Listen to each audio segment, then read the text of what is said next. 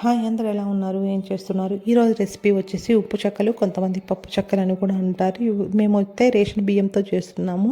ఇవి నార్మల్ బియ్యంతో కూడా చేసుకోవచ్చు. ఏ బియ్యం అయినా 4 to 5 అవర్స్ ఖచ్చితంగా నానాలండి. నానితేనే టేస్ట్ బాగుంటుంది.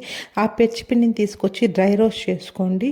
డ్రై రోస్ట్ అంటే బాండట్లో పచ్చిపిండిని ఏపుకోండి. తర్వాత వచ్చేసి అల్లం ముక్కలు, అలాగే కరివేపాకు, ఇది వచ్చేసి పచ్చెనగపప్పు, మినప్పప్పు అండి. ఒక 5 minutes ముందు నానబెట్టుకుంటే సరిపోతుంది. అల్లం అనేది చిన్న చిన్న ముక్కలుగా కట్ చేసుకొని దాన్ని మెత్తటి పేస్ట్ లాగా చేసుకోండి. కొంచెం వాటర్ యాడ్ చేసుకొని చేసుకోవచ్చు. మెత్తటి పేస్ట్ లాగా చేసుకోండి. తర్వాత వచ్చేసి ఈ పిండిలోకి వాటర్ అనేవి నార్మల్ వాటర్ వేయకూడదండి, వేడి వాటర్ వేయాలన్నమాట.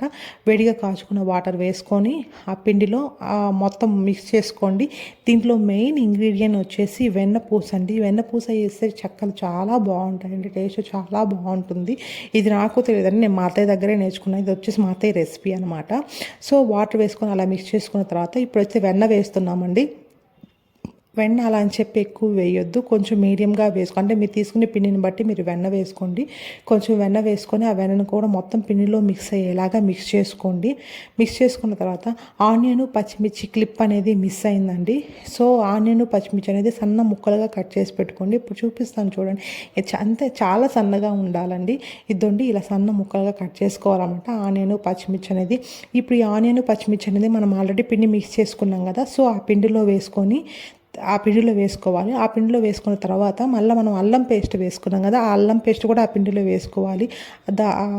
దాంతోపాటు మన కరివేపాకు ఉంది కదండి, కరివేపాకు కూడా సన్న ముక్కలుగా కట్ చేసుకొని వేసుకోవచ్చు. లేదంటే మీరు ఆకులుగానే వేసుకోవచ్చు. లేదు అంటే ఇంకా చేత్తో కొంతమంది తుంచేస్తారు కదండి, అలా అయినా వేసుకోవచ్చు అనమాట. అలా వేసుకొని మొత్తం మిక్స్ చేసుకున్న తర్వాత పచ్చెనగపప్పు, మినపప్పు చెప్పాం కదండి, ఒక 5 minutes ముందు నానబెట్టుకుంటేనే ఆ మినపప్పు కూడా నీట్గా వాటర్ ఏం లేకుండా వేసుకోవాలి. ఇప్పుడు కొంచెం సాల్ట్ వేసుకోవాలండి. ముందుకు సాల్ట్ వేసిన క్లిప్ మిస్ అయింది. సో ఇప్పుడు సాల్ట్ వేసుకొని మొత్తం మిక్స్ చేసుకోండి. పిండి రెడీ అయింది అంటే చేతికి ఏమీ అంటకూడదండి, అలా చిన్న చిన్న ఉండలుగా చేసి పెట్టుకోండి.